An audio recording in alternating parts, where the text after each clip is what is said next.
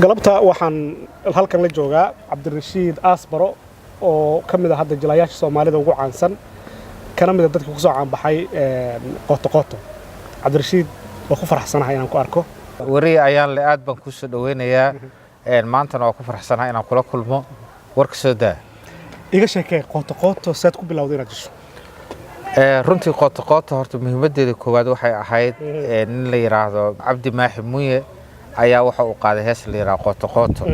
hees marka waxa ay ka sheekeynaysaa wacyiga marka jira qoto fanaan ma ku noqotay qoto xildhibaan ma ku noqotay marka waxa la ogaaday waxyaabaha soo dhan wax jira inay yihiin marka directorkeena Abuukar Mahdi ayaa wuxuu yiri waxaan ka samaynaynaa musalsal qoto ah see kugu dhalatay inaad riwaayadda ka qayb qaadato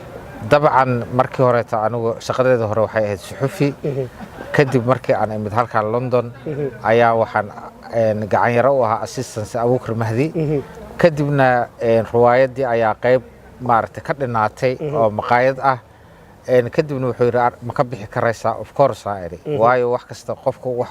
oo jirkiisa ku jira waa ma fahanti klibkii kood markii aan sameeyay waaba laga helayba marka sidii aan lugta u galiyay ilaa hadda waa kula jiraa yaa ku dhiirigeliyay hawsha inaad samaysid waxa igu dhiirigeliyay Abuukar Mahdi oo maartay iga codsaday anigana waa ka aqbalay maantana maartay heerka aan ka joogo kulay shaashada ayaa kala socotaa dadkii kale ku daawan jiray markay ka hor yimaadaan maxay kugu tilmaamaan warniyow waxyaabaha igu daran waxa waaye mararka qaarkood markaan tago meelaha meheradaha oo kale islaamaha waxa arkaysaa oo lacagta si aruursanaya waxay imalayeen gangis sida badan waxay u arkeen bistoolad seef ana wata marka dadkii waa cajiib maaragtay waxyaabaha qaarkood oo kugu shaabadaynaya qaarkood waxay leeyihiin rufyaankii miya ninkii dadka isku diray marka qofka waxa loo dhiibaa inuu acting gareeyaa ma aha inuu yahay isagu laakiin waa wax uu isagu uu sameeyna acting gareynaa hadda marka kaalintaada markaad fiiriso maaragtay sida dadka Soomaalida ay uga falceliyeen waad ku faraxsantahay hadda maleynaa hawsha hayso absolutely waliba hadda klibka ugu dambeeyay oo barafka يعني قفك acting كأحنا وحال ربع وحول بإنه سمين كرو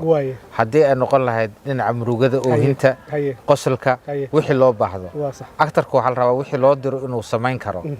مركا إنكستو هاي متقنا فرسميقان كو أرنتا كوسو كردي حدنا بوسيشن وحي هاي متقنا حويسان قفكست مجعلين كانت كعيار آدي وايه ودمبين مركا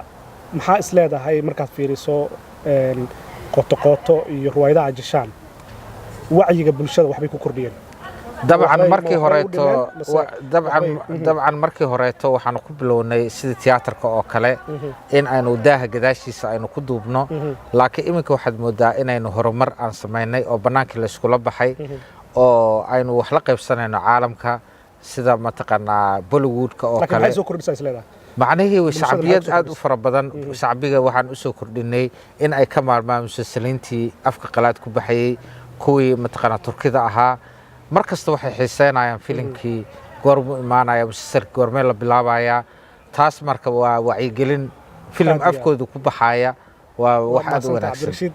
Asbaro waa ku faraxsanahay kulankaaga waan kugu dhiirigelinahay hawsha haysta waxaan jeclahay inaan kugu soo booqdo studio ha noolaato aad u maasantahay kaas wuxuu ahaa Cabdirashiid Asbaro oo ah jilaa caan ah oo kamid ah jilaayada Soomaalida waan u rajaynayaa inuu mustaqbal wanaagsan ka gaaro fanka Soomaalida guuleyso